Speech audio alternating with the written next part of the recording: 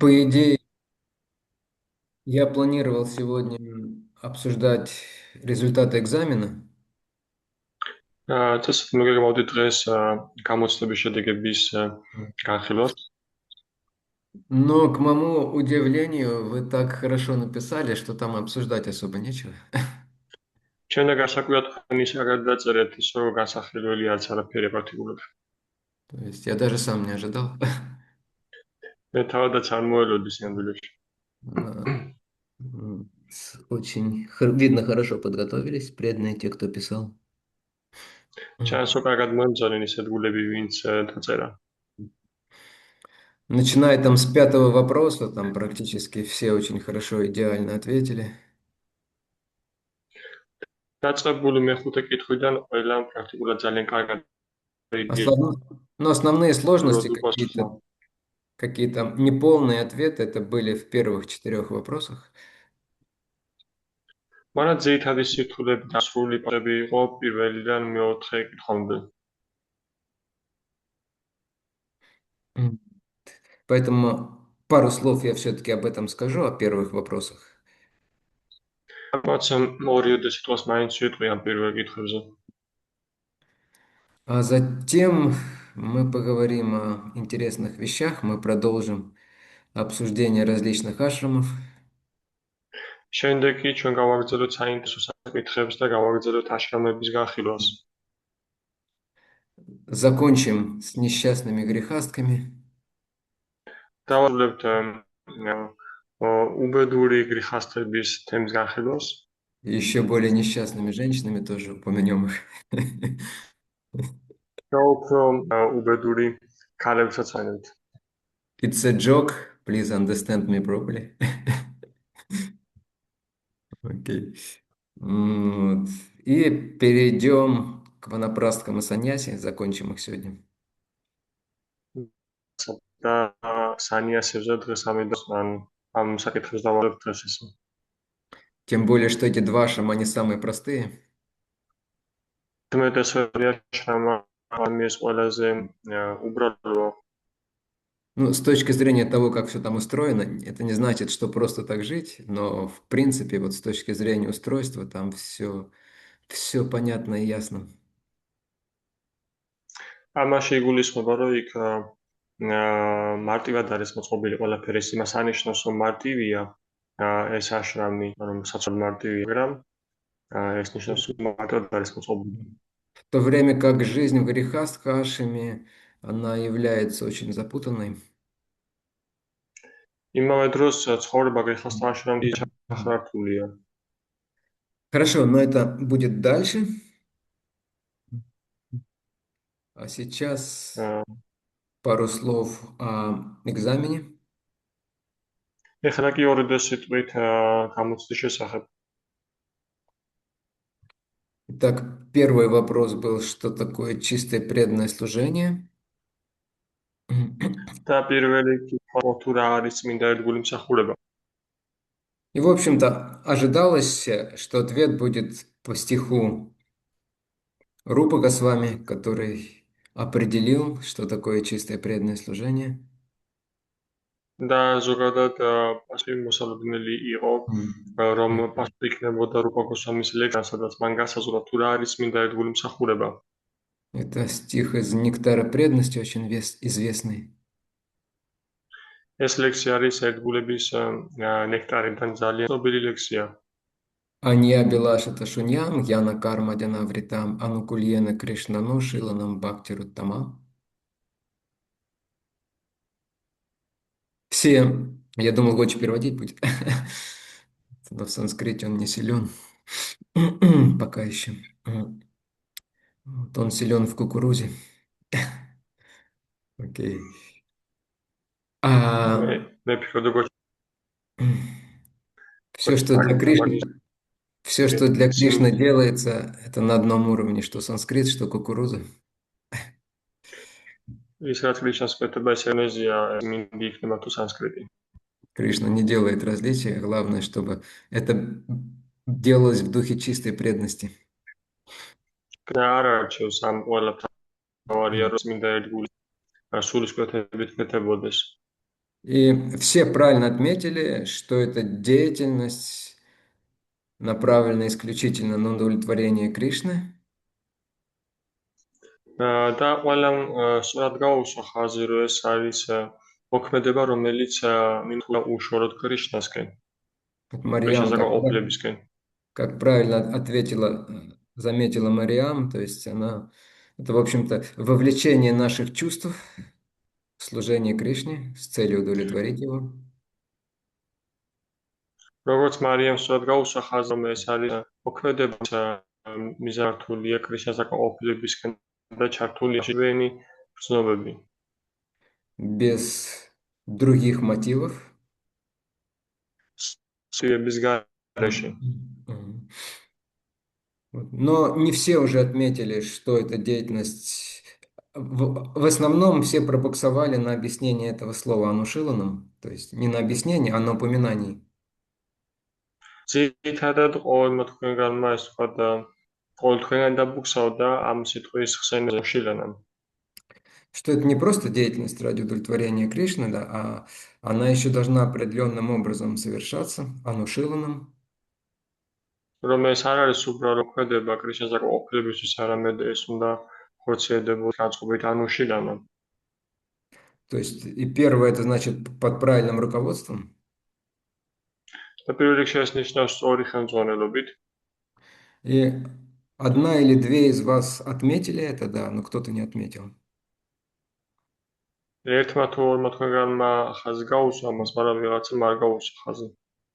Но никто не отметил, что она должна носить анушилам, означает также регулярная деятельность, регулярный характер. მაგრამ ასეთმა თქვენგანმა გაუსვა ხაზი იმას, რომ ის ანუშილანამ იყოს რეგულარული, ან რეგულარულად ეს უნდა ხდებოდეს მოქმედება. Ну и не покрытая гьяной, кармой и прочим. და ასევე არ უნდა იყოს დაფარული გიანით, კარმით და ასე. То есть это означает, что... То есть гьяна и карма, они присутствуют, но они вспомогательные элементы. ანუ ეს იმას გინდა კარმათან ახლოს ამას, მაგრამ ეს არის დამხმარე ელემენტები. Они не затмевают бхакти. ისინი არ ფარავენ ბაქტის. То есть наша бхакти, она не оказывается в зависимости от астрологии или от аюрведы. ანუ ჩვენი ბაქტი არ ხდება დამოკიდებული ასტროლოგიაზე ან აიურვედაზე. Ну, аюрведу и астрологию, естественно, мы можем использовать и даже нужно использовать. Особенно аюрведу. მაგრამ ასტროლოგია შეგვიძლია გამოიყენოთ და საჭიროც არის გამოიყენოთ იგივე აიურვედაც. Вот. Ну, здесь, я думаю, более-менее ясно всем, да, с первым вопросом.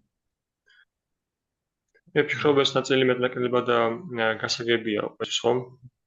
Тех, кто писал экзамен, конечно же, я спрашиваю в первую очередь. Ага.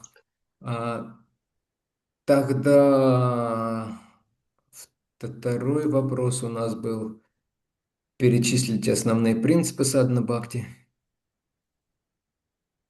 მეოთხე ჩვენ გქონდა რომ ჩამოთვალეთ ძირითადი პრინციპები სათანა ბაქტის. Ну, здесь все ответили более-менее нормально. და ყველა მეტნაკლებად ნორმალურად უპასუხა. Имелось в первую очередь в виду три основных качества для успешной духовной практики, которые мы обсуждали. აქ იგულისხმობდა პირველ რიგში ძირითადი თვისება ბაქტის, რომელიც ჩვენ განვიხილავთ. Я не буду их сейчас перечислять, потому что я надеюсь, что Теофили тоже будет писать экзамен. მე ყველას არ ჩამოვთვლი მათ, რადგან იმედი მაქვს თოფილე დაწერს გამოცდას.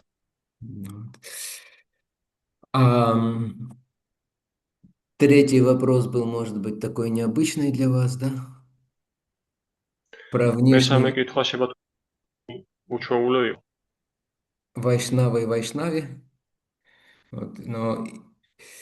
И почему это важно? ვაიშნავების გარეგნული იერი და ეს მნიშვნელოვანი. Тоже нормально написали. Единственное, что Марьям, она это рассмотрела с точки зрения нахождения в храме в обществе преданных. Но есть и другой аспект. Это относится к тому же, как вайшнав выглядит в обычном обществе. ესაც მომოვლად დაწერეთ, მაგრამ მარიამმა ერთ-ერთი არის მარიამმა ეს განიხილა ტაძარში ყოფნის პერიოდში, მაგრამ ამას მიეკუთვნება ასევე წრის გარეთ ყოფნისას, ანუ ეს მნიშვნელოვანია, თუ როგორ გამოიყურება ვაიშნავი საზოგადოებაში.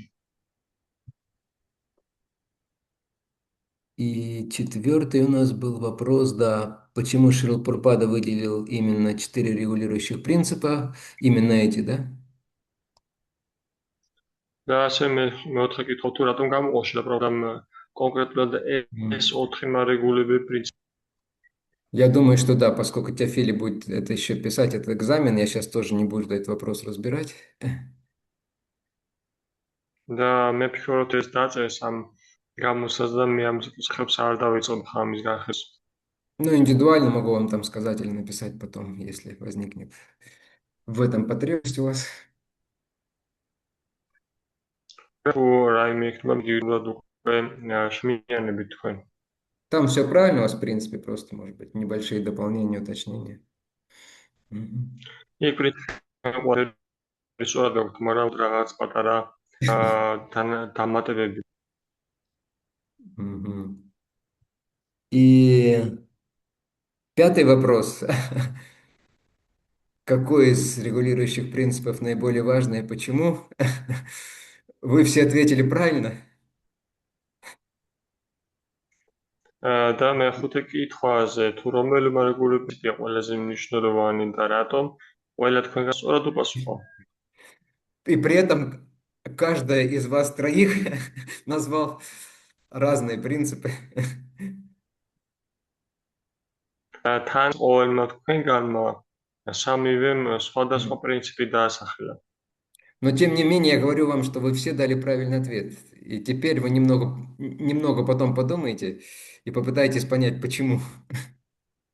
და მიუხედავად ამისა, მე ყველა თქვენგანს გვეუბნებით, რომ ყველამ სწორი пасхуი გაეცით და ეხლა ცოტა დაფიქრით ამაზე და რატომ. Это вопрос был с таким, с Потому подвохом. что все одинаково важны. Нет, нет, другой, на самом деле, другой ответ правильный. Но вы сейчас не говорите, потому что Теофили будет сдавать, иначе ей неинтересно будет. Окей. Хорошо. Тогда мы перейдем к теме нашей сегодняшней встречи. მაშინ ჩვენ ახლა გადავართ დღევანდელი ჩვენი შეხვედრის თემაზე.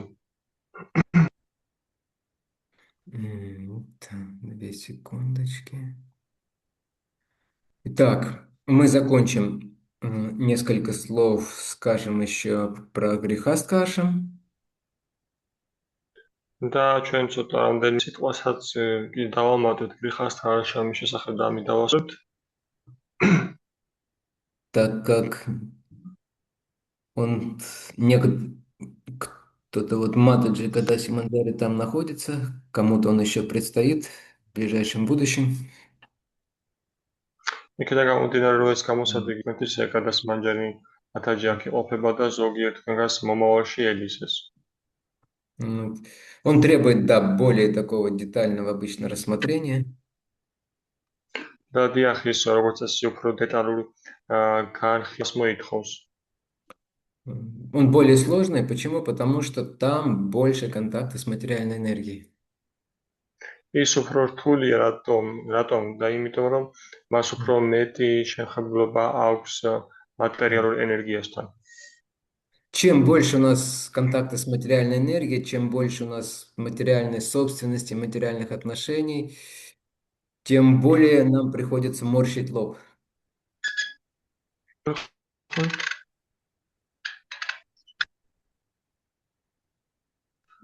Что приходит, я не понимаю. Тем больше нам приходится морщить лоб. Ты не понимаешь, да, что это имеется в виду? Это значит становиться серьезным, думать напряженно. რაც უფრო კონტაქტი რო ჩვენ მატერიალური ენერგიასთან, რაც უფრო მეტი შეხებულობა გვაქვს, მით უფრო დასერიოზულები ხდებით და მეტი საფრთხე გვაქვს. Заметили, начинающие брамачари, они всегда такие счастливые, беззаботные. შეგჩნევით ალბათ რომ დამწყები ბრაჩარი ყოველთვის ესეთი აა, ბედნიერია და მოშუბულია. Жизнь простая, ცხოვრება მარტივია. от просада до просада. პრასადამდე. И заканчивающие саньяси, они тоже счастливые. Они просто не тайгоранга поют, да и прыгают на киртане, как мы видим. და გამოცდილი სანიასებიც ასევე ბედნიერი არიან, რადგან გოურანგას უნღერიან და ბედნიერებით ცეკვავენ. Секунда, я включу питание.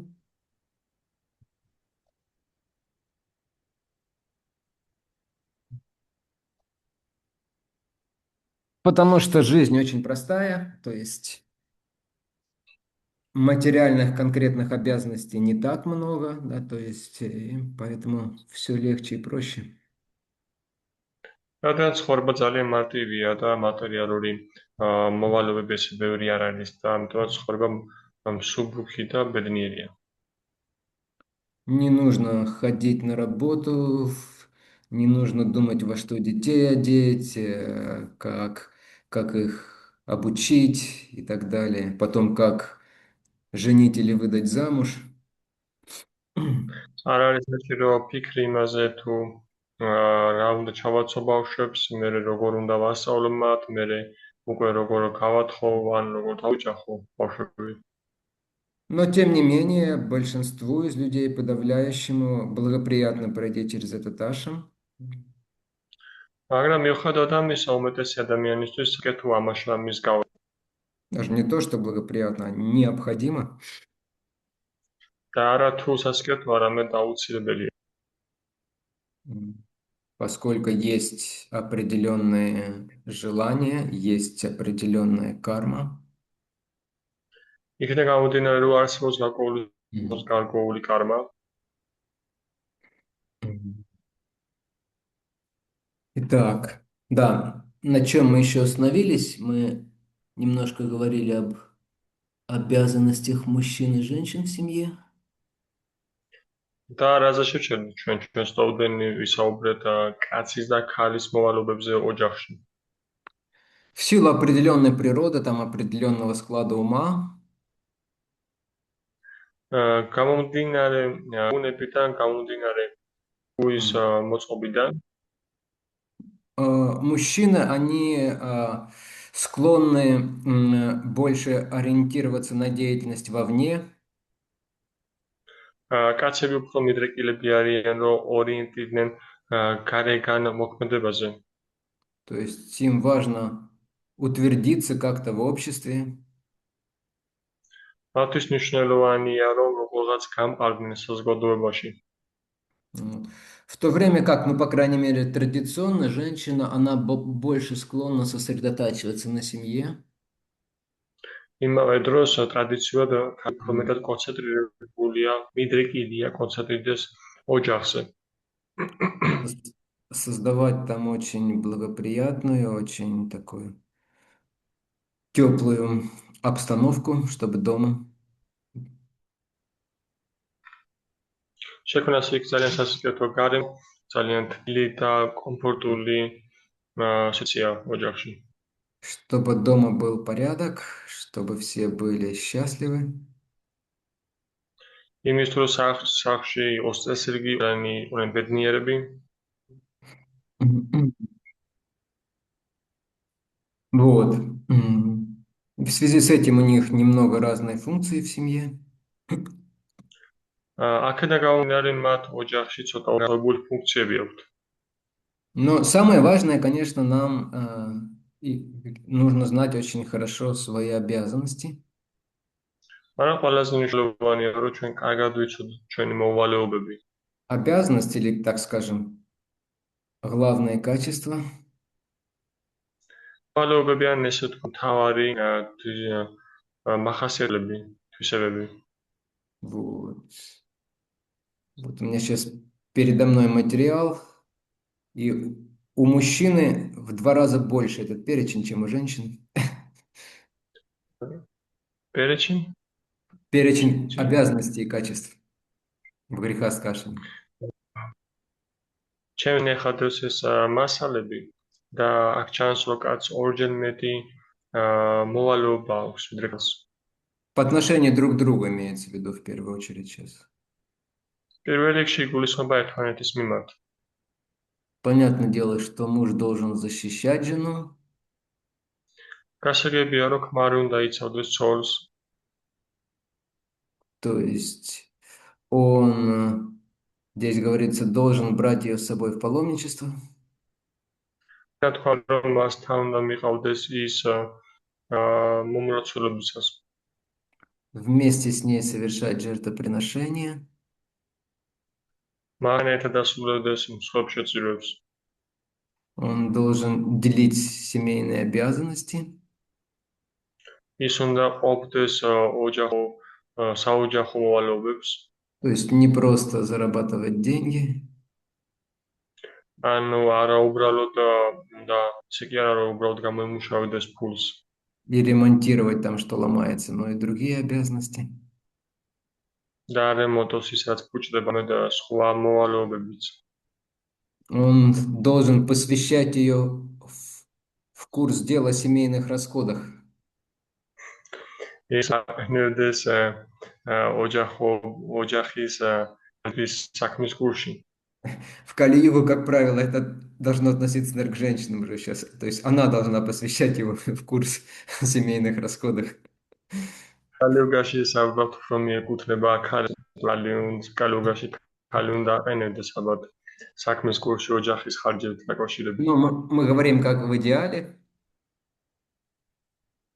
მაგრამ თუ როგორ არის იდეალურ შემთხვევაში. потому что женщина больше подвержена порывам чувства, и мужчина, у него больше, как правило, способность контролировать ум, и чтобы голова была холодная. რადგან ქალი უფრო მიდრეკილია როზომების აყვეს, კი შეუძლია რომ კონტროლოს ცნობები და შეინარჩუნოს ცივი გონება. Потому что женщина может пойти в магазин, потом прийти из магазина, думать, зачем я столько купила? Это же не нужно, это не нужно. და ქალი შემაწავდეს მაღაზიაში, იყიდოს ნახევარ მაღაზია დაფუძნდეს სახში და მე დაიწყოს და ინანოს იყოს რომ რატომ ვიყიდეს ყველაფერი, სხვა არ მჭირდება, ეს არ ჭირდება, ეს არ ჭირდება. Но в моменте это кажется таким важным и необходимым, и поэтому тут нужна мужская холодная голова, когда дело касается расходов. მაგრამ ამ მომენტში ამ სიტუაციაში ჭირდება ცივი გონება და ამის უნარი უფრო კაც შეძლოს რომ ცივი გონებით შეხედოს რა ჭირდება და რა არა. Также очень важно, что муж не должен стыдить жену на людях. და ასევე ძალიან მნიშვნელოვანია რომ კაცი არ უნდა აწვდეს ქალს ხალხის წინაშე.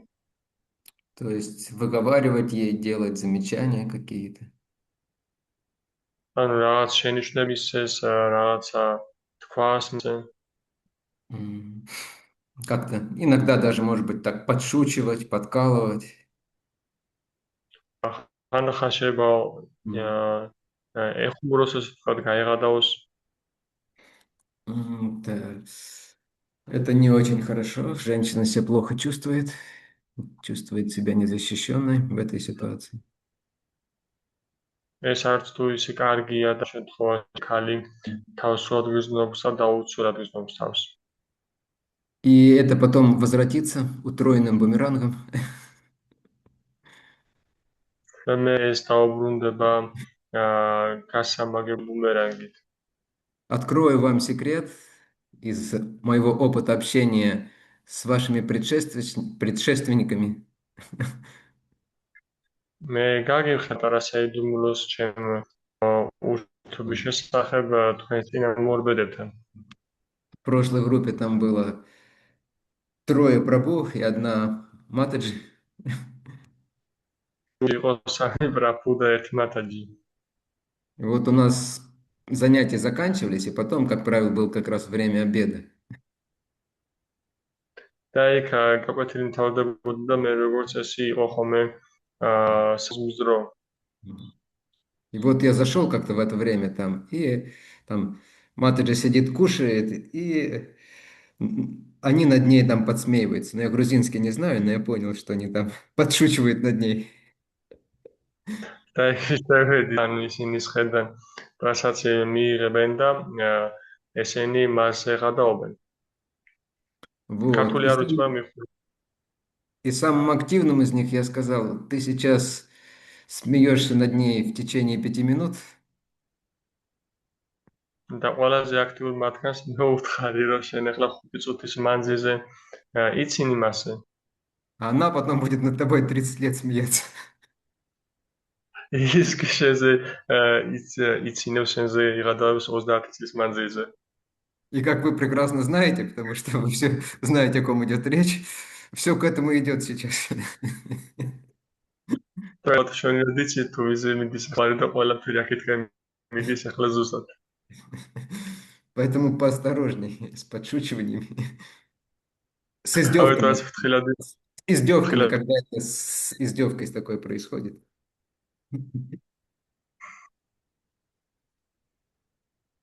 Окей, хорошо, ладно, это немножко в сторону. Итак, Дайван Махарадж говорил, что в Казахстане у них есть такой обычай. დაევან მაჰარაჯა ამბობდა რომ მათ ასეთი ესეთი წაშოულება აქვთ. То есть в течение недели муж жене вообще ничего не говорит, не делает никаких замечаний. რომ კვირის განმავლობაში კაცი ქალს საერთოდ არაფერს არ ეუბნება, ანუ შენიშვნას არ აძლევს.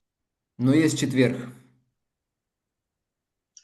მაგრამ მაგრამ არსებობს შაბათი. И არა в 4 შაბათი четверг გულში.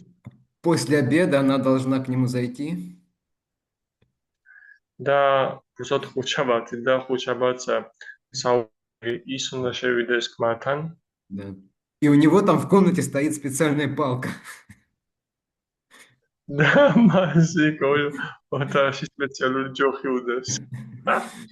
И тут он ей говорит, что она сделала не так в течение всей недели. აქ მას ეუბნება რა მან არასოდეს კვირის განმავლობაში. Иногда палка используется. ხანდახან ჯოს იყენებენ. Это, конечно, немножко жестко, и мы не сторонники таких вещей. ეს რა თქმა უნდა უხეში ფორმაა ძალიან და ჩვენ არ ვართ მუხლები ესეთი რაღაცების. Но принцип, он хороший. но принципი კარგია. То есть не нужно при всех, не нужно на каждом шагу делать замечания, да, но какой-то вот момент для этого есть. ანუ რომ არ არის საჭირო წამდაუწუნდა ყოველ ნაბიჯზე შენიშვნას აძლევდნენ, მაგრამ ეს პრინციპი კარგია. Ну, естественно, обязанности мужа не нарушать регулирующие принципы, не поступать безнравственно, в первую очередь не изменять, конечно же. და რა თქმა უნდა კაცოლებებში შედის რომ არ დაარღვევს მარგული პრინციპები, არ მოიქცეს უკეთურად ესე ვთქვათ. Поэтому мужчина, как правило, дает обет, что будет любить лишь ее одну, а ко всем остальным относиться как к матери, к женщинам. ამიტომაც კაცი დევს ფიცს რომ ეყოლოდ ის ერთი და დანარჩენ ქალებთან მიმართებას ქალებს მოეკიდება როგორც დედებს. И всегда, конечно, он должен стараться поступать так, чтобы она оставалась довольна. და რა თქმა უნდა ყოველთვის უნდა შეეცადოს მოიქცეს ის ყოფილი და То есть это не значит, что нужно кидаться удовлетворять все прихоти жены. ეს არნიშნავს მას რომ უნდა ეცეს და ყველა ქალის ყველა ახირება უნდა ასრულოს. Ну, по крайней мере, делать все, что не вредно, и все, что не будет ей потом принесать страдания из того, что она желает, да? მაგრამ როგორც შეეცადოს გააკეთოს ყველაფერი, რაც არ არის მებელი მისთვის, И если это, конечно... აა Мгм. И если это, конечно, реально, да? Мгм. თქმა უნდა જરૂრია. И понятное дело, что невозможно быть полностью довольным, это просто невозможно в этом мире. და გასაგებია თქმა უნდა, რომ შეუძლებელია იყოს სულად Если человек не является чистым, преданным, беспримесным. რა თქმა უნდა ადამიანი არ არის წმინდა სრულად წმინდა ედვი. Но, по крайней мере, делать так, чтобы основные вещи, в основном, чтобы жена была удовлетворена, чтобы у нее ум был более-менее спокойный. როგორც მინიმუმ გათო ის ხალი მეტნაკლებად მაინც იყოს კმაყოფილი და თავს გრძნოვდეს ესე ვთქვათ Ум был спокойным более-менее. Основные დადებითად потребности удовлетворены. მეტნაკლებად ძირითადი მოთხოვნები დაკმაყოფილებული იყოს. Ну, все знаете, какие у вас основные потребности, я не буду их лишний раз перечислять. ყველა თქმა მაინც ის თუ თქვენ ძირითადი რა ძირითადი მოთხოვნილებები გაგაჩნდა და მე ჩამოთვლიმე. Итак, теперь, чтобы женщины не расслаблялись, об обязанностях жены. და ეხლა იმისათვის რომ არ მოეშვათ, ეხლა ვისაუბროთ ქალებებზე. Согласно, по крайней мере, ведическим стандартам. როგორც ხედით, Что женщина должна всегда служить мужу. ყოველთვის უნდა ემსახურებოდეს თქვენ. Одно исключение, говорится, обычно оговаривается, если он не падший. ერთი გამოსცენები აქვს თუ აქბარია რა თქმა თუ ის არ არის დაცემული. Но с этим нужно поосторожней. მართებაში ცდილობთ. Потому что этим можно злоупотреблять. Да какой ты там преданный, ты падший человек, я тебе не буду служить. რადგან ამის პროდუქტ გამოყენება შეიძლება უთხრათ რომ შენ აი ერთგული ხარ, შენ რაღაც დაცემული ადამიანი ხარ. Ты не встаешь в 5 утра, Мангаларати не проводишь, ты падший, поэтому не будет тебе никакой шарлотки с утра. Ешь мамалыву вчерашнюю.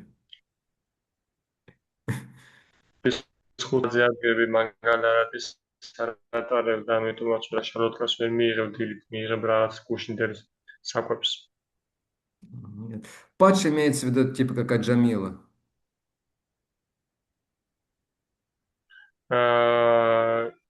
დაცემულში გულისხმობა ისეთი ტიპის ადამიანები ჯამილი არის.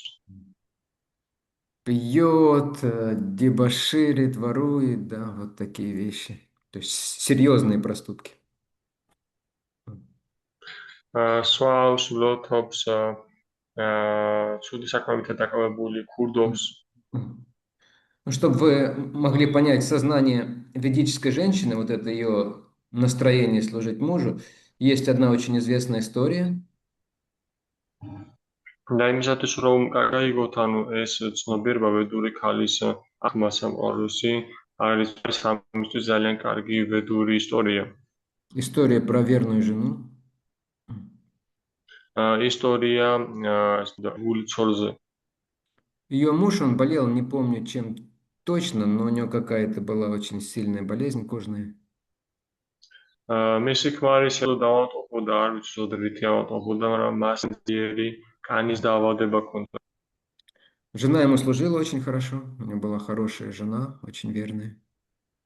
ცოლი მას ძალიან კარგად ემსახურებოდა, ძალიან კარგი და გულით მეუღლე იყო.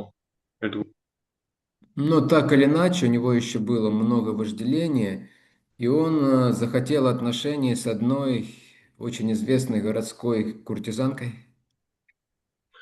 მაგრამ ის მას ძალიან დიდი რაოდენობით ნეგროли და მას მოუსრულებელი გამოჩნდა, რომ ერთ ძალიან ცნობილ ქალაქელ მეძავთან ქონოდა ურთიერთობა. И у нее была очень высокая оплата за ее аудиенцию. დიდი საცხადი მასთან აუდიენციაზე მისული ყოფილნი. Но он очень хотел, и он настолько хотел, что он даже сказал об этом жене. მაგრამ მას ეს ძალიან სურდა, იმდენად და ეს რომ თავის ცოლსაც კი უხილა. И она не стала ему говорить, да ты вообще негодяй, ты там похотливый козел. То есть,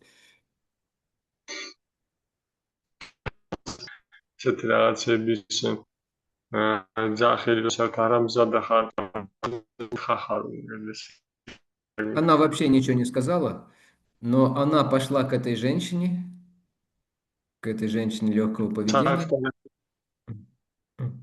და ეს ხალი წავიდა ამ მეძავთან. И стал ей еще дополнительно служить. და მისი მსახურება დაიწყო დამატებით. И в какой-то момент эта куртизанка, она сказала, слушай, ты мне так служишь, ну, что я могу сделать для тебя? და რაც მომეც მეძავმა კითხა ამ ქალს, რომ კარგად მომსახურები და რა შემიძლია შენთვის გავაკეთო. И тогда жена сказала, что вот мой муж, он хочет с тобой время провести, но денег у нас столько нет.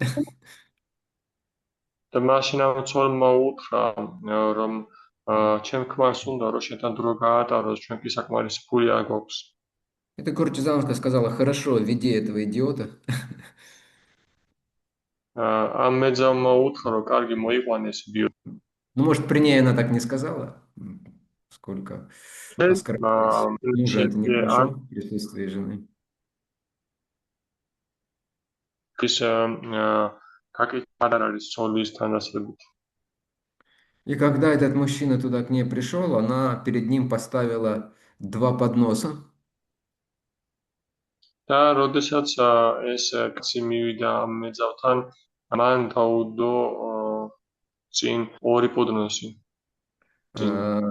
С замечательным пиром, там, сабжи, галабджамуны, покоры, рис. შესანიშნავი ნადიმით, გულაბჯამუნებით, პაკორით, ბრინჯით. Вот. И она показала ему, можешь кушать, какой тебе больше нравится. Один поднос был золотой, другой железный. და მან უთხრა ამ კაცს, რომ შეგიძლია მიირთვა, რომელი უფრო მოგწონს, ერთი პოდნოსი როსი, მეორე კი რკინის. Она спросила, есть в чем-то отличие между этими блюдами? მან რომ რაიმე განსხვავება არის ამ ორ კეს შორის. То есть вкус и все остальное совершенно одинаковое, только что-то блестит, а что-то не очень. ანუ გემო და ყველაფერი საკვები ერთი და იგივე იყო ამ ორ წინზე, მაგრამ ერთი უბრალოდ ბზა, მეორე კი არც თუ ისე. И поэтому что с золотого подноса кушать, что с железного, то есть ты получишь одинаковое удовольствие. აქ შენ ის სინიდან მიიღებ საკვებს თუ ოქროსინიდან, ანუ ყველაფერი ერთ და იგივეა, გემოც და ყველაფერი. Но поскольку золото сверкает, то люди готовы платить большие деньги, чтобы принять то же самое, что и можно было железного за бесплатно. მაგრამ იქიდან გამომდინარე, ოქრო ბზინავს ადამიანს არიან ძალიან დიდი თანხები გადაიხადონ, რომ მიიღონ ისე იგივე რაც რკინის თეფშია. Но я к чему это рассказываю? В том, что вот у ведических жен у них могло быть даже вот такое удивительное возвышенное сознание. მე რატო ყვები ამას, რომ ამას ყვები, იმიტომ რომ აგიხსნა თუ რა დონე შეიძლება ქონოდა ვედურ ქალს ამაღლებული ცნობიერება. Сознание бескорыстного служения мужу. ანუ ამ ცნობიერებაში გულისხმობა ქმრის უანგარო მსახურება. Поэтому, по крайней мере, да, это обязанность жены пытаться действовать так, чтобы мужу приносить максимум блага. და ამიტომაც ნაკლებად რამდენად შეძლებელია ცოლის მოვალობა შედის, რომ მოქმედოს ისე, То есть и главное, რომ ეთებ мгм. მას. Главное, то есть в первую очередь думать о нем, о том, чтобы ему было хорошо, а не о себе. Вот это сложно, конечно. ანუ აქ მთავარი არის ის, რომ უნდა ფიქრობდეს ადამიანი ისე, რომ სიკეთე მოუტანოს მას და არა საკუთარ თავს პირველ რიგში და ესა თქმა უნდა ძალიან Следующий важный принцип – всегда принимать сторону мужа. შემდეგი ძალიან მნიშვნელოვანი არის, რომ ყოველთვის დაიჭირო ქმრის მხარე. То есть дома она может там не соглашаться с чем-то, да, то есть ругаться. ანუ სახლში შეიძლება არ ეთანხმებოდეს რაღაც ჩუბობდეს კიდევაც. Но на людях она всегда должна поддерживать мужа. ხალხინაში ყოველთვის უნდა მხარს უჭერდეს ქმარს. Опять же, понятно, если он не совсем падший и не говорит каких-то сумасшедших вещей и не делает. მაგრამ რა თქმა უნდა თუ ის არ არის გადაცმული და რაღაც გიჟურ რაღაცებს თუ არ ლაპარაკობს. Следующий принцип – хорошо относиться к родственникам и друзьям мужа. შემდეგი პრინციპი არის, რომ კარგი დამოკიდებულება გქონდეს ქმრის ნათესავების და გულთან დაკავშირებით. Даже если они не очень нравятся, кто-то из них. და თუნდაც ვიღაც მაინც და მაინც არ მოგწონდეს. И последнее – следовать обетам, которым следует муж. და ბოლო არის, რომ მიყვებოდე იმ პირობებს, იმ ფიცს, რაც მიყვება ქმარი. Поэтому, если решили выйти замуж, убедитесь, что муж не постится насухо, насухо каждый кадыш. ამიტომაც თუ გადავიდეთ გათხოვება, დარწმუნდით იმაზე, რომ ქმარი არ მარხულოს მშრალზე ყოველ კადაშის დროს. Но в Грузии таких нет, поэтому можно не бояться. В Грузии вообще мужчины ненавидят поститься, по-моему. საქართველოში ესეთი შემთხვევები არ არის, ამიტომაც ხშირად შეგიძლიათ საქართველოში საერთოდ ეკადაში არ მომტანს. Но многие вот эти вот ведические истории, где описывается, как Махараджа Рантидева постился, соблюдал пост в течение 48 дней, да, и вся семья, и дети даже постились, постились вместе с ним. მაგრამ არსებობს მრავალი ესეთი ისტორია, მაგალითად რატიდება, რომელიც 48 წლის განმავლობაში მარხულობდა მთელი ოჯახი, ცოლი ბავშვებიც კი ასევე არ იღებდნენ საკვებს მთელი ამ პერიოდის მანძილზე. Хотя, естественно, он никого не заставлял и даже не просил это делать. მაგრამ ბუნებრივია, რომ არავისთვის არ უთხრია და არ უძალებია მის კეთება. Но из верности, из уважения, из любви они это делали. გამომდინარე ასე ვთქვათ, სიყვარულიდან, უანგარობიდან გამომდინარე ისინი ამას აკეთებდნენ. То есть, как говорится, да, одна душа в двух телах, да. То есть нет каких-то конфликтов таких, разных вещей. ანუ პატივისცემიდან და ნათქვამია, რომ ერთ სულში სულია და არ არის რაღაც კონფლიქტი და რაღაც უთანხმოებები. И, конечно, как мы упоминали еще, когда дело касается вайшнавских семей, нужно быть особенно осторожным, чтобы не совершать аппарат. და მთავარი მნიშვნელობა რადგან ჩვენ საუბრობთ ვაიშნაურ ოჯახებზე ძალიან მნიშვნელოვანია, რომ იყოს ძალიან ფრთხილებიათ აპარატები არ დაუშვათ, ავიდინოთ. Поэтому вы можете думать, что я просто мужа немножко огрела скалкой. ამიტომაც თქვენ ესე ფიქრობდეთ, რომ მე ცოტაოდენ გავახურე ჯოხით ქმარი. Но в глазах Кришны это может быть Вайшнава Парадха. მაგრამ კრიშნას თვალში ეს შეიძლება იყოს ვაიშნავა აპარატი. Или наоборот, мужу может казаться, я ругаю просто там и исправляю свою не очень умную жену. ამ პირიქით შეიძლება კაცი ფიქრობდეს ეს და ეს გული იყოს რომ მე ცოტაოდენ და გავყავ ჩემს უბრალო ცოლს. Но для Кришны это Вайшнава Парадха. კრიშნას ეს ვაიშნავა აპარატა. Со всеми последствиями. მთელი გამომდინარე შედეგებით. Которые мы с вами же обсуждали, и вот прекрасно, я помню, думаю, знаете их. რომელსაც ჩვენ ერთად განვიხილეთ და ვფიქრობ ჩვენი გახსოვთ. Да, еще один момент, да, что семья не должна быть замкнута на себе. და კიდევ ერთი მნიშვნელოვანი მომენტია, რომ ოჯახი არ უნდა იყოს ჩაცმული საკუთარ თავზე. Слышали, наверное, такое утверждение, да, что семья – ячейка общества. ალბათ ხსმენი ესე თქვა, რომ ოჯახი არის საზოგადოების შესაფარი. То есть ячейка означает базисная единица, как такой кирпичик, да, в здании. უბრალოდ გაკული საცავია, როგორც ხში და ანუ ეს ნიშნავს, რომ გაკული რაღაც პატარა ნაწილია. И это так, но это не самодостаточная ячейка. და ეს ისია, მაგრამ ეს არ არის თვითკმარი ეს განყოფილება. То есть это означает, что семья не может нормально развиваться без правильного взаимодействия со внешним миром, с обществом. და ეს ნიშნავს იმას, რომ ოჯახს არ შეუძლია ნორმალურად განვითარება თუ აქვს ნორმალური ურთიერთობის გადასთან. Даже если внутри семьи все делается идеально, там все внимание на этом сосредоточено, без правильного служения обществу, семья все равно не будет успешной.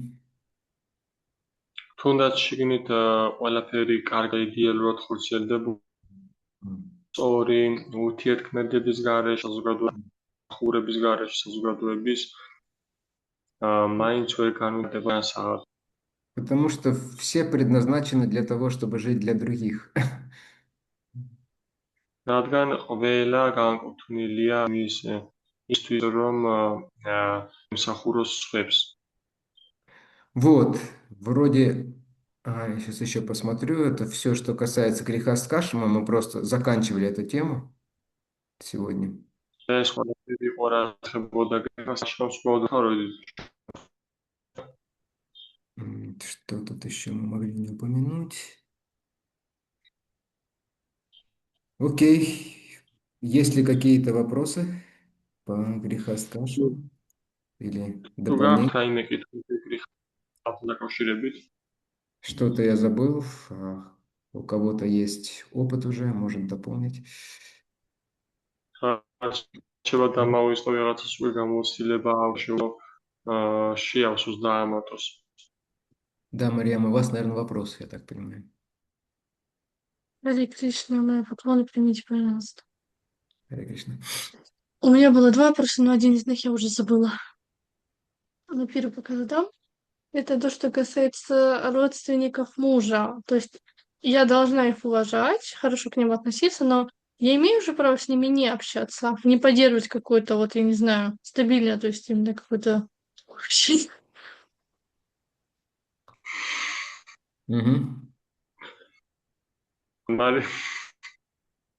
მარიამ საკეს კითხვა.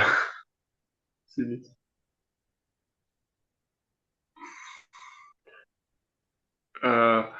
რომ მოვალე ვარ, ვალდებული ვარ, რომ კარგი დამოკიდებულება მქონდეს და კარგად ურთიერთობდე ქმრის ოჯახთან და მეგობრებთან, მაგრამ მე ხო მოსთუ არ გქონდა რომ მათთან არ ვიურთიერთო.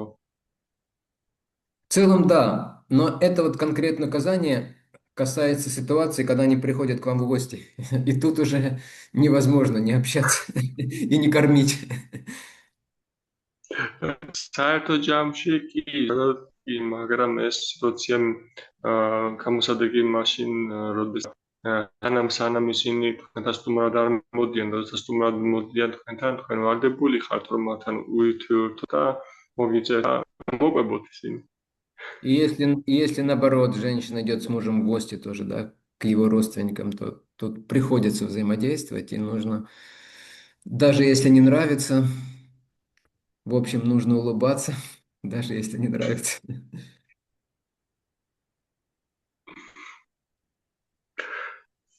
ან პირიქით თუ ქმარი მიდის სტუმრად დათესავებთან, ცოლიც მიყვარდა და უწევს, რომ М. გაუღიმოს მათ ურთიერთობა ქონდეს, თუნდაც არ მოწონდეს ეს. Это один из вид аскез и жертв, ну, в соответствии с Писаниями, поэтому это ведет к прогрессу. ეს არის ერთ-ერთი სახის ასკეზა, სოფიო და ამიტომაც ამას მიყავს ადამიანი პროგრესისკენ. Как в отношениях с мужем, так и в отношениях с Кришной в конечном счете. როგორც ქმართან ურთიერთობაში, ასევე ქრისტთან ურთიერთობაში საერთო ჯამში.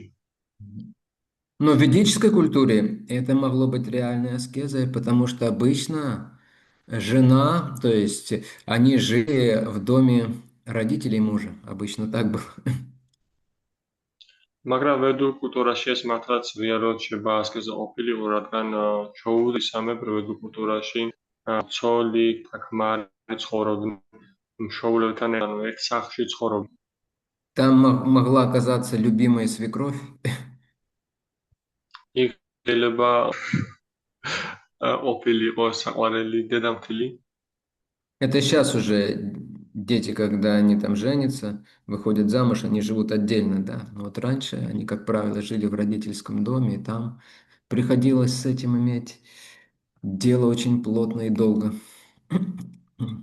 ეს ახლა არის ეს, როდესაც პედაგოგო ოჯახებიან, ისინი გადიან საცხოვრებლად, მაგრამ ადრე ესე იყო მიღებული ცხოვრობდნენ ერთად დიდ ოჯახად, ასე ვთქვათ, და ამასთან ძალიან მჭიდრო შეხება ჰქონდათ.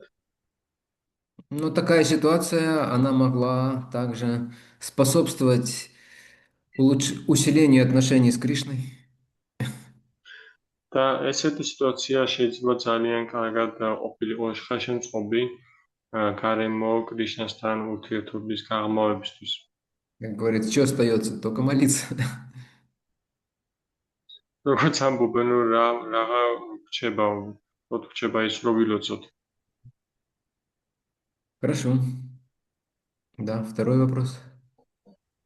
Касаемо тоже первого. მეორე კითხვა. Первый, да, хорошо. У меня просто... Я эмоциональный человек. И я не знаю, это со временем пройдет или нет. Я просто... И когда общаюсь с людьми, которыми мне не нравится общаться, у меня может возникнуть желание кинуть что-нибудь. Я понимаю, И да. в такие моменты, что я могу сделать?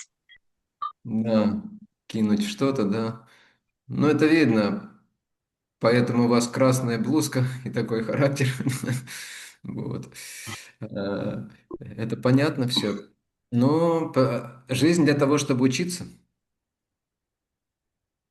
მარიამ უბრალოდ ეს ემოციურ არ და მაგას ერთ როდესაც ვიღაც არ მოუწევს და ბრაზდები შეიძლება გამო და ვაქშერაფო მოსაგები В конечном счете, вначале мы должны научиться, по крайней мере, не кидать и не кидаться на всех, кто нам не нравится. მაგრამ ანუ ჩვენ სწავლა გმართებდა მინიმუმ რომ რაღაც არ გაუქანოთ და არ საჩუბრად. Для этого что нужно? Для этого, чтобы в нашей жизни было больше гуноблагости. Почему мы хотим кинуть или еще что-то сделать? Это в основном влияние раджаса, да, с тамасом. Когда он смешан с тамасом, он становится агрессивным, да. Вот такая агрессия возникает. Кому-то вмазать или сказать, по крайней мере, что-то, да. და რომ ეს განვივითაროთ, ანუ ისეთ საჭირო რომ ჩვენ ხარებაში უფრო მეტი სხვა უნდა იყოს, რატომაც გავხანოთ ან ვეჩხუბოთ ჩვენი ნება გვაქვს და რომელიც მასთან არის შერეული. ამიტომაც განვითაროთ გუნა. Ну вот, для этого, мы сами знаем, в первую очередь нужно хорошее общение, чтобы было.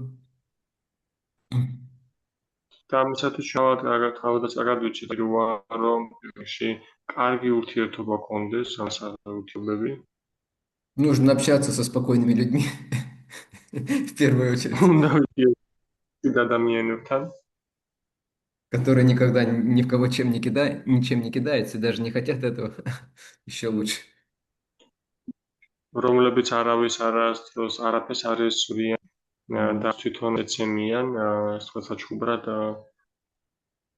Нужно повторять Харе Кришна внимательно, это тоже очень помогает контролировать все эти вещи. უნდა გავემეოროთ ჰარე კრიშნა ყურადღებით, რასაც ძალიან კარგი დამხმარია ყველა ესეთი რაღაცის საკონტროლება. То есть, да, если у нас есть какая-то природа, ну, то есть что-то в нашей природе очень сильно выпирает, очень ярко проявляется, да, вот гневливость, например, да, то нужно учиться избегать таких ситуаций по возможности, зная, что это опасно для меня. Для других может быть нормально, но для меня опасно вот оказаться в такой ситуации. და ჩვენ თუ ესეთი ხასიათი გვაქვს, ესეთი ბუნება გვაქვს, უნდა ვისაუბროთ ამის კონტროლება და ეს ძალიან სახიფათო სიტუაციაა, ეს სიტუაციებში მოხვედრა. То есть, что нормально для Теофили, может быть очень опасно для Мариам. ანუ ის რა ნორმალურია თეოფილოსთვის შეიძლება ძალიან სახიფათო იყოს მარიამის. Потому что темперамент может быть разный. იმიტომ რომ ტემპერამენტი იყოს შეიძლება იყოს ძალიან განსხვავებული. Вот, и зная это, нужно вот стараться избегать таких неблагоприятных или провоцирующих ситуаций. როდესაც ჩვენ ეს ვით უნდა შევეცადოთ რომ დაიდოთ და არასაკეთო და აპროვოცირება გარემოებებს. Ну и, соответственно, если иногда мы срываемся, ну, иногда будем мы срываться все равно, ну, чего там, если по-честному говорить.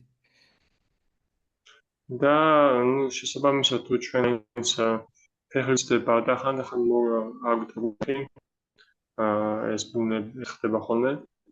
Мы, как говорят в России, набиваем шишки, то есть получаем какой-то опыт болезненной реакции.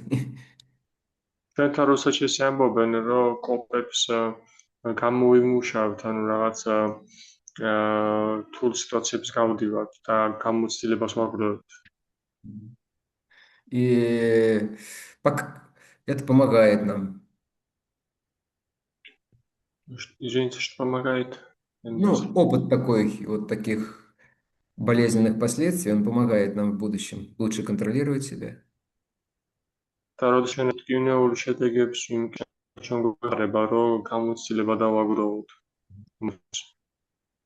Ну и, по крайней мере, не нужно срываться на чистых преданных точно. Вот этого, по крайней мере, вот этого нужно избегать.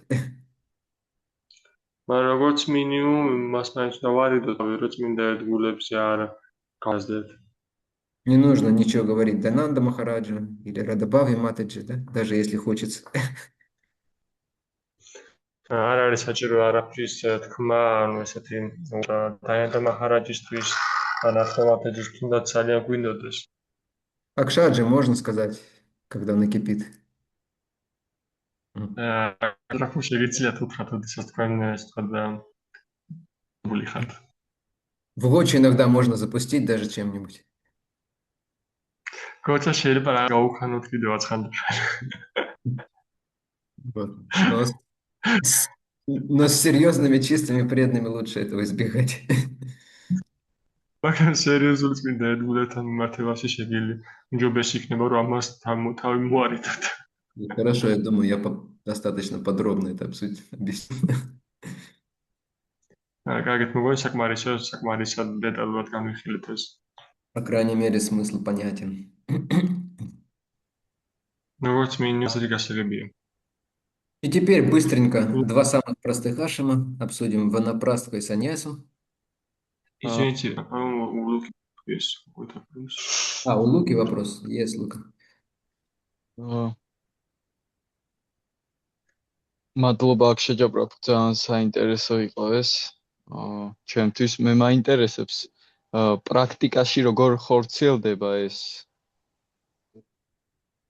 ანუ ბრაჰმაჩარები ხო ერთად ცხოვრობენ ერთ აშრამში რა და ანუ გრიჰასთა აშრამის დროს სხვადასხვა ოჯახები ერთიანდებიან და ერთად ცხოვრობენ თუ უკვე ორი ვაიშნავი აშრამი არის. Прямо спрашивает, беручи это благодарит вам, такие интересные темы, что ждали. И спрашивает, что как это из практики, когда, например, врачи вместе живут в одном арме, а грехасти это как они, эти семьи объединяются как в одном здании, наверное, подразумевает, или когда два преданных объединяют в яшем. Ну, грехаст кашам имеется в виду, это семья конкретно, да? В первую очередь.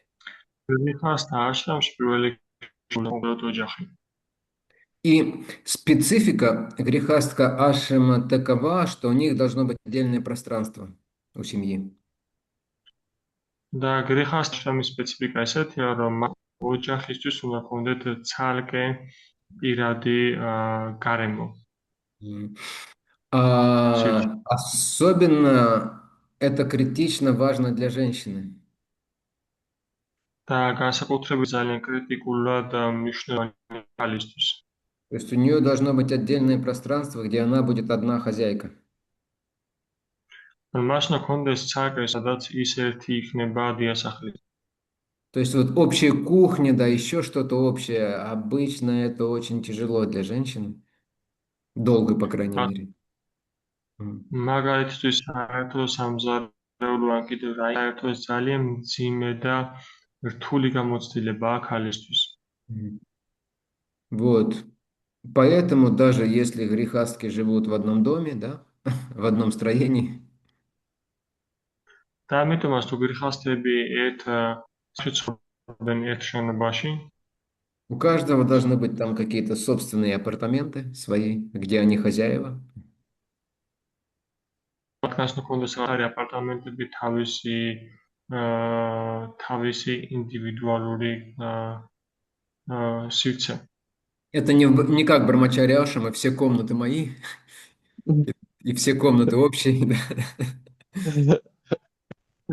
ბრაჰმაჩარიებში ყველა ოთახი ჩემი და ოთახი საერთო.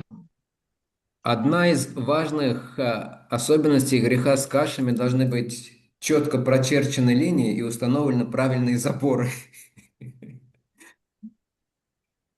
ერთი მთავარი მახასიათები გაშრამის არის უნდა იყოს კონკრეტულად კარგად გამოყოფილი ხაზები, ანუ საზღვრები და კარგად გამაგრებული ღობები. Чтобы ваши телята или гуси не ходили на соседний участок, иначе будут проблемы. იხვებიან და მეზობლის ბოსტანში პრობლემები იქნება. Это специфика грехастха, специфика эго грехастх. ეს არის გრიჰასთა აშრამის специфика. У них должно быть что-то, что они считают своим. Вот это мое, вот это моя территория, вот это моя собственность.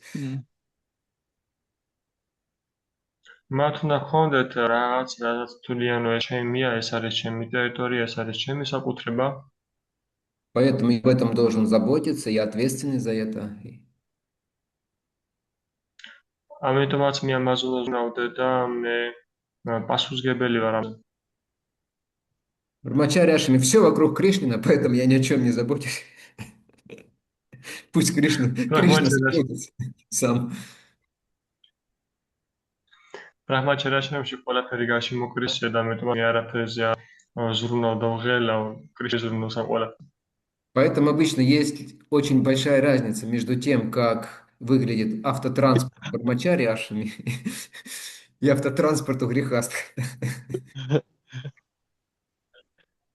ამიტომაც არის დიდი განსხვავება თუ ყოფება გამოიყურება ტრანსპორტი გრეხასში და გამოიყურება ტრანსპორტი ачариამში. Саньяси тоже считает, что все вокруг Кришнина, ничего моего нет. სანიასიც ასევე თუ ყველაფერი კრიშნას გარშემო ჩემი არაფერი არ არის.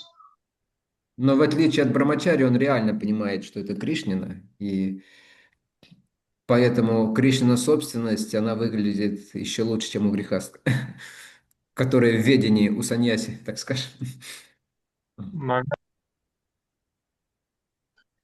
რამაჩარებზე განსხვავებით სანიასის ხედვა რომ ნამდვილად ხედავს რომ ეს მთაც კრიშნასია, ამიტომაც ყველაფერი რაც შეხებულობაში მოდის პირად უკეთ გამოიყურება ვიდრე გრეხასთების შემთხვევაში ეს იქ სანიას ხედვა.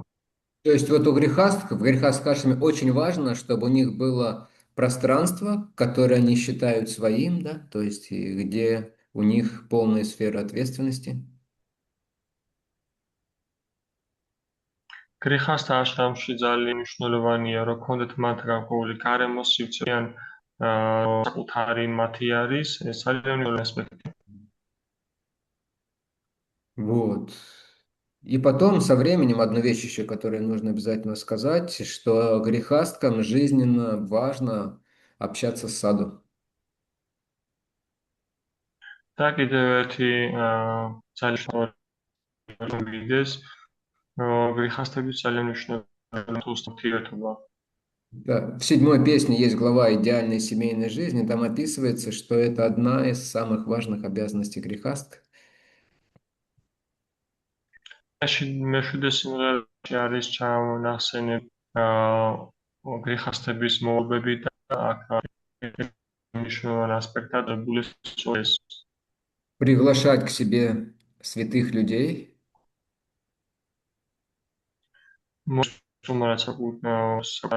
ოჯახში წმინდა ადამიანები и слушать от них о Кришне и о преданном служении. და ისმინო მათგანს და ერთგული მსახურების შესახებ. Но предварительно, конечно, их нужно накормить, иначе они будут не склонны говорить о преданном служении и Кришне на голодный желудок. მაგრამ მანამდე ჩვენად რა თქმა უნდა გამოვკვებოთ სხვა შემთხვევაში ისინი არ იქნებიან მიდრეკილი რომ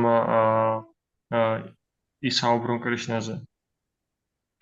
Ну и когда грехастки кормят святых людей, они им также могут скармливать свою негативную карму. მაგრამ როდესაც გრეხასთები დაკავებულებიან გამოკვებით წმინდა ადამიანების, მათ შეიძლება საკუთარი ნეგატიური კარმაც აჭამონ მათ.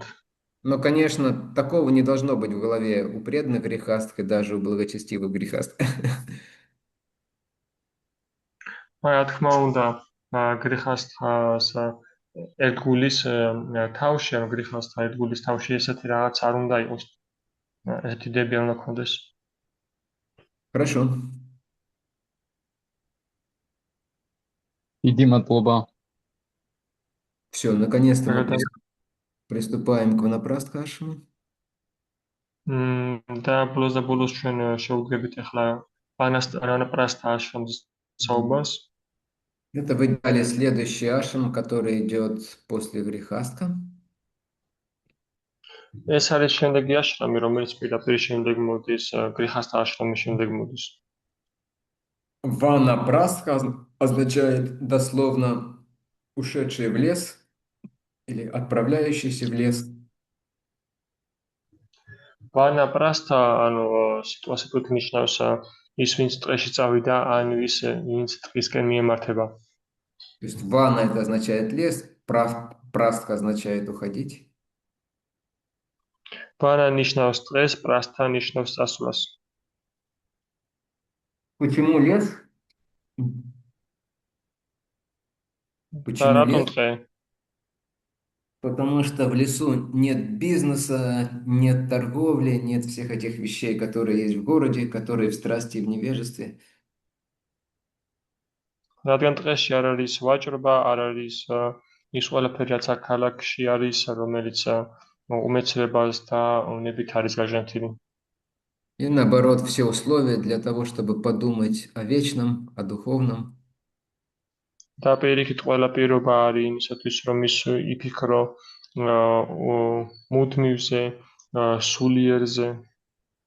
Цель ванапрастхи ашрама постепенно подготовиться к жизни в отречении, в полном отречении, к саньясе. ვანაპრასთა აშრამის მიზანი არის, რომ თანდათანობით მოემზადო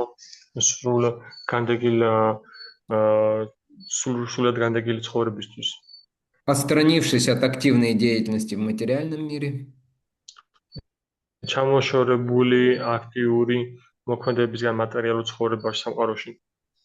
стараясь свести свои все потребности материальные к минимуму, შეეცადო, რომ საკუთარი მატერიალური მოთხოვნები მიიყვანო მინიმალურამდე и как больше своего времени и своего сознания посвящать духовной деятельности.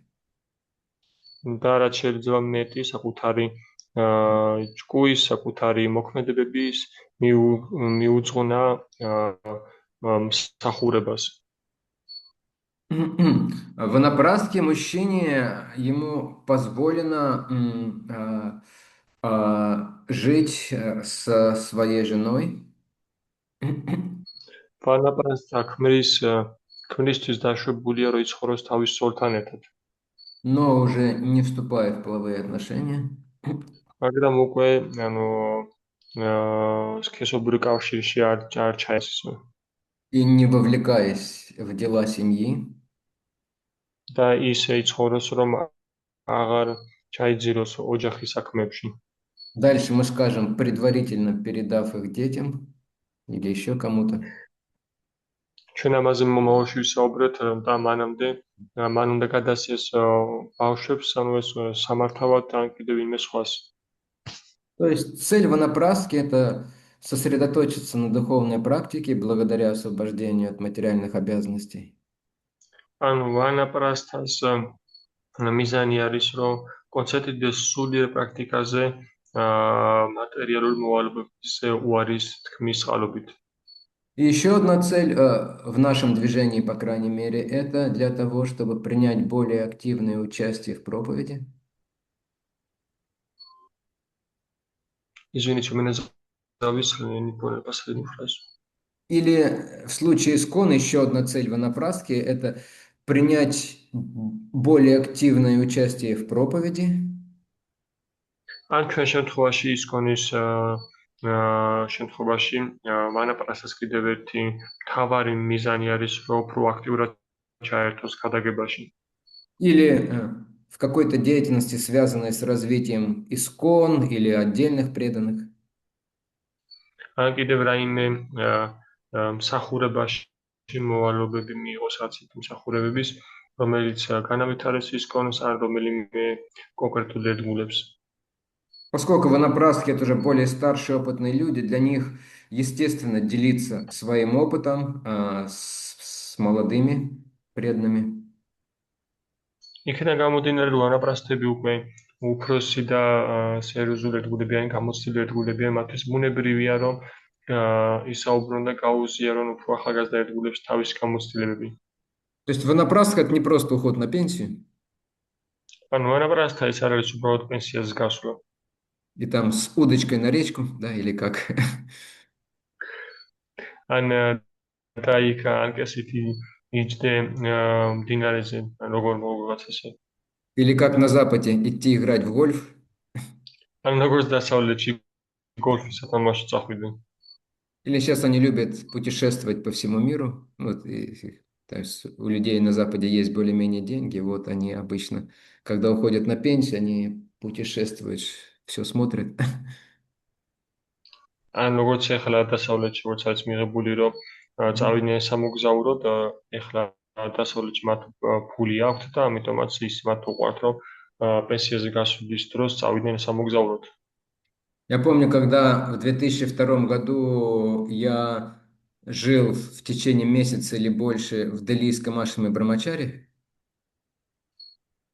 მე მახსოვს 2010 წელს ან დაახლოებით რომელიღაც ამ პერიოდში, როდესაც ერთი თვის მანძილზე მე ვცხოვრობდი თბილისის აშრამში, ბრაჰმაჩარი აშრამში. с нами в комнате жил такой один дядечка или уже такой дедушка, ну, он уже в возрасте был, из Южной Индии какой-то. ჩვენთან ერთად ცხოვრობდა ერთი ფიძია ან პაპაუ, რომელიც ასაკში იყო უკვე, ანუ ჩრდილოეთ ინდოეთიდან. Он присоединился к Искону, и вот он приехал в Дели. ის ისქონ შემოუერთდა და გაიმგზავრა დელიში. И он всегда обычно смотрел на время и спрашивал, а когда просад? და ის ყოველთვის დროს აკვირდებოდა და კითხულობდა, როდის არის პრესადი. У них там в Ашраме была специальная гостевая комната, но в основном для русских. Вот, ну и для вот იქ таких. იქ განსაკუთრებით საგამოყოფილი ოთახი იყო ძირითადად რუსებისთვის, ან აი ესეთი სიტუაციებისთვის. И однажды я был сам свидетелем, его там позвал кто-то из руководства храма, из старших брамачарий. და მე თავად ვიყავი ამის მომსწრე, რომ მას ვიღაცამ დაუძახა, რომელიღაც უფროსმა ბრაჰმაჩარიმ ტაძარში. И он начал ему говорить, ну ты уже здесь долго, нужно какое-то служение делать. და მან დაუწყო მას ესეთი რაღაცა უთხრა, რომ შენ უკვე დიდი ხანია რაც აქ ხარ და უკვე რაღაც მსახურება უნდა განახორციელო. Он сказал, ну, I'm retiring значит, ну я на пенсии. მან უპასუხა, რომ მე პენსიაზე ვარ. И этот брамачари старший сказал, in ISKCON retiring means preaching. То есть в ISKCON пенсия означает проповедь. ბრაჰმაჩარიმ უპასუხა, რომ ისკონში პენსია ნიშნავს ქადაგებას. Так Прабхупада говорил на самом деле. სέντრეში პრაბჰუპადა ამბობდა ესე. Конечно, если человек не может проповедовать по здоровью или по какой-то еще причине, то есть, тем не менее, он должен быть активно занят каким-то служением, по крайней мере, проповедью молодым преданным. რა თქმა უნდა, თუ ადამიანს არ შესწევს ძალა, რომ იქადაგოს, მან რაიმე მოქმედება რაღაც მსახურებაში მაინც უნდა ჩართოს, თავის შეიძლება იყოს ახალგაზრდების დახმარება, რომლებიც ქადაგებაში ჩართულებიან რაიმე მსგავსი. В начале 16 главы там описывается божественные качества. მეტად თავის დასაწყისში აღწერილია ღვთაებრივი თვისებები. Первые 3 качества относятся к саньяси, там следующие пару грехастха ашамам, вот, и потом к ванапрасткам. Основное занятие и основное качество ванапрастха – это совершение аскезы. პირველი სამი ჩამონათვალ პირველი სამ პუნქტში ჩამოთვლილია, რომ ვანაპრასთა უნდა იყოს. Извините, я потерял мысль. Можете повторить? То есть основная обязанность ванапрастхи – это совершать аскезу. Რომ ძირითადი მოვალეობა ვანაპრასთას ეს არის, რომ ასკეზა განახორციელოს. Если грехастха ашам подразумевает наслаждение, регулируемое, да, в соответствии с правилами, თუ გრიხასთა აშრამი გულისხმობს გრძნობის დაკმაყოფილებას, რეგულირებულ გრძნობის დაკმაყოფილებას წესების მიხედვით, то თანახმად ванапрастха означает, что человек должен отстраняться уже от этих вещей постепенно. ვანაპრასთი ნიშნავს, რომ ადამიანი თანდათანობით უნდა ჩამოშორდეს ამ რაღაცებს. Этому и возраст способствует уже, да, знаете. ამას უკვე ასაკიც უწყობს ხელს თქვენიც ეს. Уже нет энергии такой юношеской прыти. უკვე ესეთი ენერგიულობა აღარ არის, ესეთი ახალგაზრდული მოშენობა. Пищеварение уже не работает, пицца не радует. მონელებელი სისტემა ის აღარ მუშაობს უკვე, პიცა აღარ გვახარებს. Радует, наоборот, простой супчик из кабачков. პირიქით გვახარებს უბრალო სუპი ყაბაყისგან დამზადებული. Молодые брамачари здесь, видно, не хотят, вот когда готовят что-нибудь посложнее, там побольше. Вот. А старшие они думают, что-нибудь попроще. Такой блюда какие-нибудь.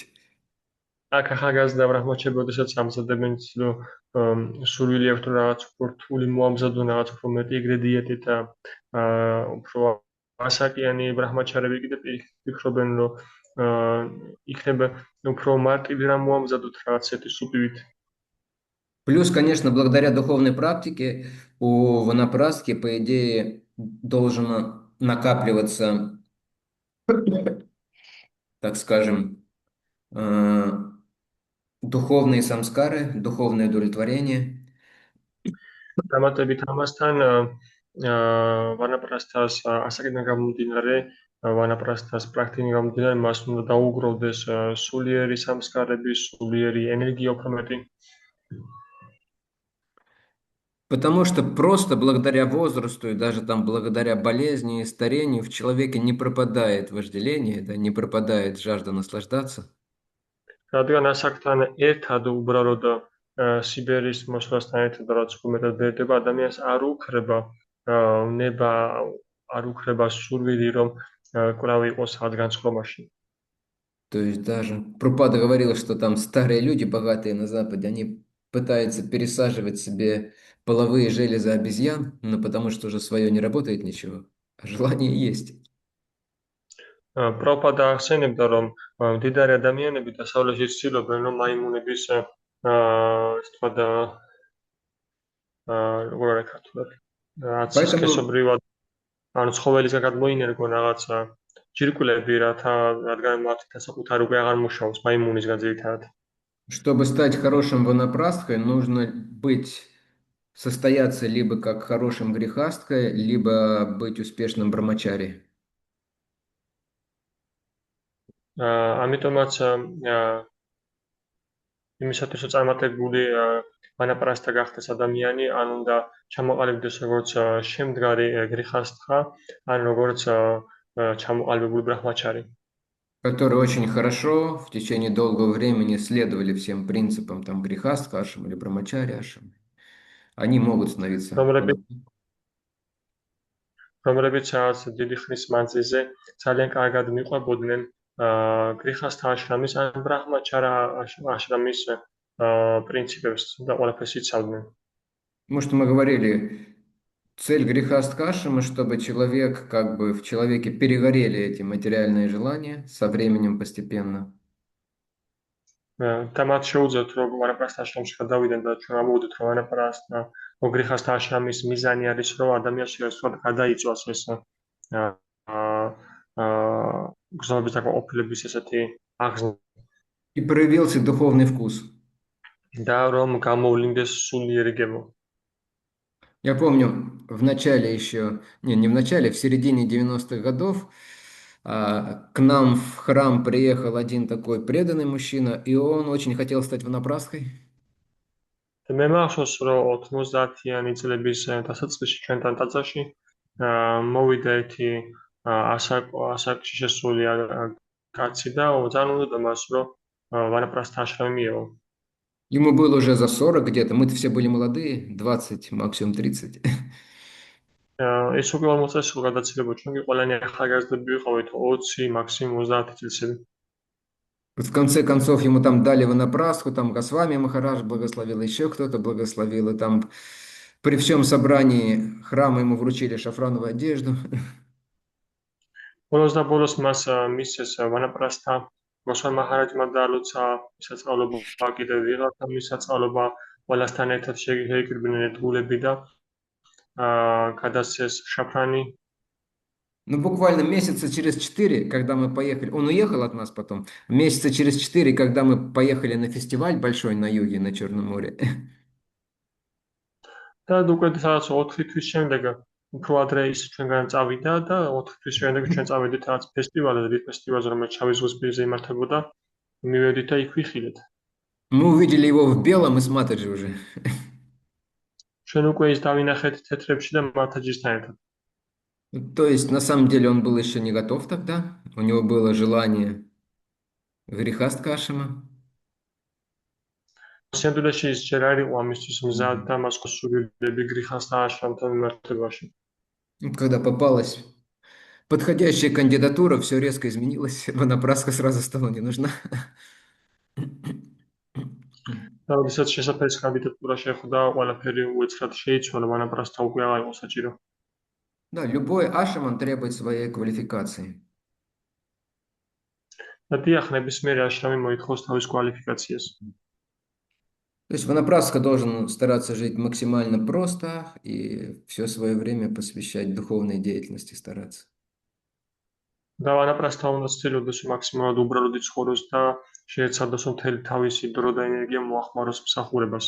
Там есть 4 стадии ванапрастхи, я не буду вам их перечислять названия, вот, вы все равно не запомните.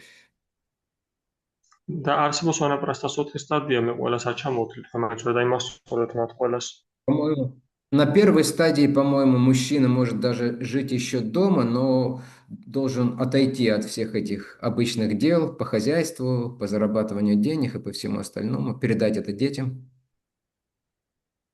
პირველ ეტაპზე როგორც მახსოვს, კაცს შეკიდა შეუძლია სახლში ცხოვრება, მაგრამ ის უნდა ჩამოშორდეს ბიზნეს, რაღაც ოჯახის საქმებს, ფულის გამომუშავებას და ასე შემდეგ. Потом он должен поселиться уже либо на крайней деревне там отдельно, либо в лесу, в избушке, да. Ну, еще может получать пищу из дома. მეორე ეტაპზე მას შეუძლია დაასახლდეს სოფლის განაპირას ან ტყეში, მაგრამ მას შეუძლია ჯერ კიდევ საკვები მიიღოს ოჯახიდან. Еще как бы общаться с женой. კიდევ რაღაცნაირად იურთიერთოს ცოლთან. ისინი И на третьем... это тут ванапраста ашрам или Ванапраста. саньяса ашрам? Нет, это ванапраста ашрам, это не саньяс. Да. На третьем этапе они вместе с женой, как правило, начинают путешествовать, но не по разным там достопримечательностям, а по святым местам.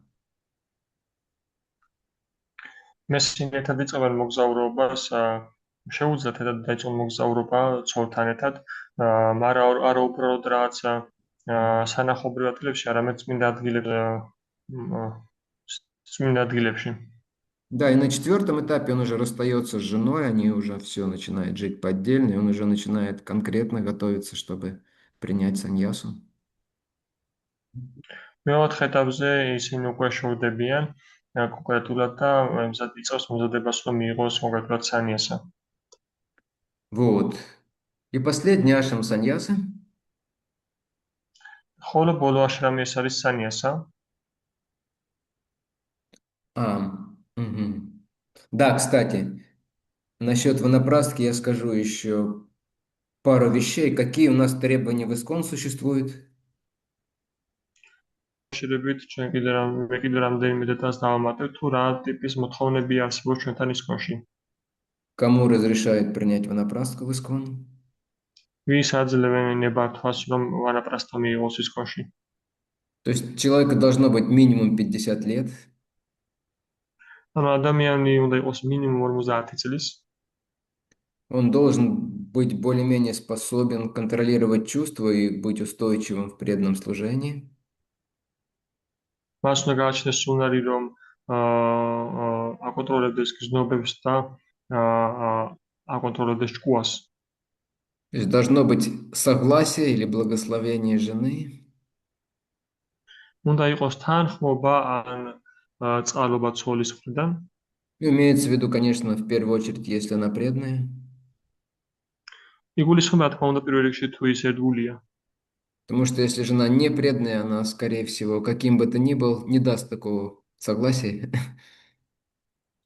რადგან თუ ცოლი არ არის ერთგული, როგორც არ უნდა იყოს, ის არ დათანხმდება მას. Следующий важный момент, что дети должны уже вырасти и способны заботиться о себе и о всех, кто есть в семье, о матери в том числе. შემდეგი ასევე ძალიან მნიშვნელოვანი მომენტი არის, რომ ბავშვები უკვე უნდა იყვნენ გაზრდილები და უნდა გააჩნდეთ უნარი, რომ იზრუნონ ოჯახზე და დედაზეც.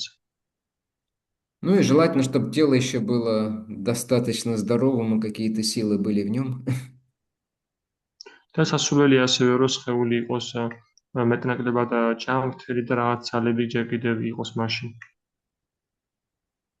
Вот, нам осталось Ашам Саньяси, но я думаю, что мы отложим это на следующую встречу. Вот, потому что уже много времени. და ჩვენ დაგვრჩა სანიას საშრამი, მაგრამ პირველ რომ გადავდეთ ჩვენ მას ადგან უკვე ძალიან ბევრი დრო გავიდა. Вы долго слушаете. Вот. Да, Мариам, у вас есть. დიდი ხანი უკვე У вас рука поднята. У меня вопрос появился касаемо проповеди. Получается, проповеди что можно считать? То есть, чтобы, ну, то есть, как сказать, что это вот это называется проповедью, а что не считается проповедью? Да, Гочи, переведи, пожалуйста. მარიამს გაუჩნდა კითხვა, თუ რა იგულისხმება ქადაგებაში, ანუ რა შეიძლება ჩაითვალოს ქადაგებაში და რა არ ითვლება ქადაგებაში. Это слово может использоваться в двух смыслах, в таком общем, глубоком понимании и в более узком, конкретном. ეს სიტყვა შეიძლება გამოყენებული იქნას ორ კონტექსტში, ძალიან უფრო ვიწრო ფორმაში და ძალიან ფართო ფორმაში, სიტყვა აზრით. В общем понимании, в широком смысле этого слова, это значит делать любую вещь, чтобы приблизить человека к Кришне, как-то вдохновить его на духовную жизнь. საერთო ზოგადი გაგებით ეს შეიძლება ნიშნავდეს, რომ აკეთებდა ყველაფერს, რაც დაახლოებს კრიშნასთან ადამიანს, ხელს უწყობდა. Может быть, что угодно, по крайней мере, любая деятельность, которая вдохновляет другого на то, чтобы стать ближе к Кришне, или хотя бы, чтобы у него интерес появился к Кришне. ეს შეიძლება იყოს ნებისმიერი რამ, აკეთებდა ნებისმიერ რამს შეიძლება, რაც ხელს უწყობს და ამხნევს ადამიანს კრიშნას დაუახლოვდეს. А в узком понимании слова, да? ხოლო ვიწრო გაგებაში უფრო კონკრეტიზირებულ გაგებაში ამ სიტყვის Уже вполне конкретные методы этого, например, распространение книг, харинамы, там, лекции публичные. სრულიად კონკრეტული მეთოდები ამისთვის ეს არის წიგნების გავრცელება, საზოგადო საჯარო ლექციები და ასე შემდეგ. То есть это деятельность, направленная вовне общества преданных, то есть не в общество преданных, а вовне, чтобы привлечь людей к сознанию Кришны. ჰარინამებიც და ანუ ეს არის კონკრეტული მეთოდებები, რომლებიც მიმართულია ფართო საზოგადოებისკენ და ანუ გარეთ არის მიმართული. Когда мы вдохновляем или занимаемся образованием там преданных, то обычно это называется забота о преданных. Ну, то есть для удобства вот разные термины используются, чтобы лучше понимать, о чем речь. ხდება ერთგულების გამხნევა, ზრუნვა, ამას უფრო გასაგები იყოს, სხვადასხვა ტერმინებს უწოდებთ, მაგალითისთვის ამას უწოდებთ ერთგულების ზრუნვას. То есть это вот так, если отвечать в целом. ანუ აი ეს თუ ეს ზოგადად პასუხი. То есть можно даже пить чай с медом, и это будет проповедь. Если вы это делаете в сознании Кришны с таким вкусом. ანუ ამას შეიძლება გავიდეს მაგათთვის, რომ ჩაის ვსვავდეთ თან ერთად და ამას აკეთებდეთ ისეთი კრიშნას ცნობიერებაში და ისეთი გემოთი, რომ აი ეს ამხნევდეს ადამიანს კრიშნას ცნობიერებაში და ესაც ქადაგებაში შეიძლება გავიდეს. Травяной чай, конечно же. რა თქმა უნდა, ბალახეული ჩაი.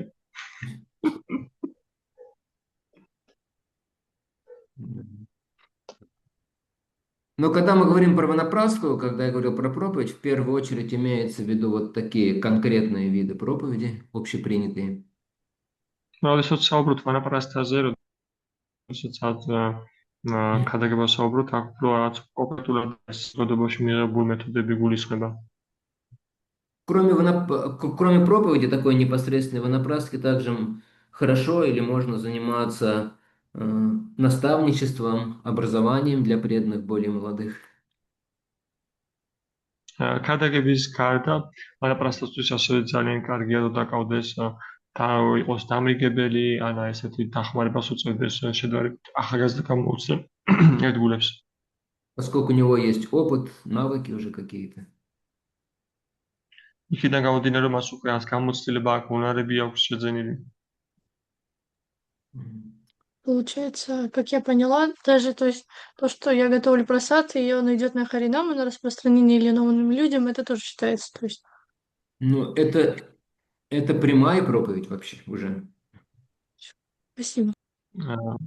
მარიამი ამატებს, რომ როდესაც მაგათაც მივამზადებ არინამისთვის პრასადს, ან რაღაცას ვამზადებ ეს ქადაგებისთვის, ესაც ქადაგებაში ითვლება და აღშენა ხო, რომ ეს საერთოდ პირდაპირ ქადაგებაში ითვლება ზოგადად. Потому что распространение просада на харинамах и на общественных программах – это часть прямой проповеди, да? რადგან პრასადის გავრცელება ჰარინამებზე ან საზოგადო ასე ვთქვათ, პროგრამებზე ეს უკვე პირდაპირ ქადაგებაა. Тогда все, да, у нас? ალბათ ამით დავასრულებთ. Всем хорошего дня. Хотел ყველაფერს კარგ დღეს сказать теплого солнца. У нас здесь похолодало, но, похоже, к Тбилиси это не относится. უნდა მეთქო, რომ თბილი მზეს გისურვებთ, ჩვენთან აქ აცივდაო, მაგრამ როგორც ჩანს თბილის არ მიესადაგება. Может, только к Тюмени. Не знаю, какая там погода сегодня. შევატიუმე სხვა და არ ვიცი ხა იქ რა მინდებია უკვე. У нас похолодало. Хорошо. ჩვენთან აგრილა. До вторника. Огромное спасибо Гочи, Диди Мадлоба Гочи. Спасибо. Самшабатванда самшабат შეხვდებით. И всем, кто не уснул, тоже спасибо. და ყველას ვისაც არ ჩაეძინა, ასევე მადლობა. Шрила Прабхупада Ки Джай. Джай. Нитай Гаура Премананды Хари Хари. Харибо.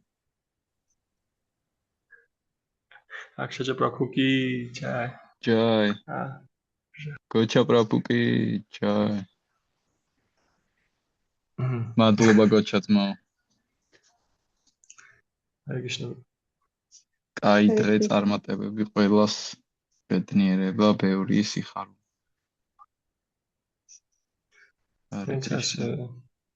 მადლობა ძმაო, გაიხარე.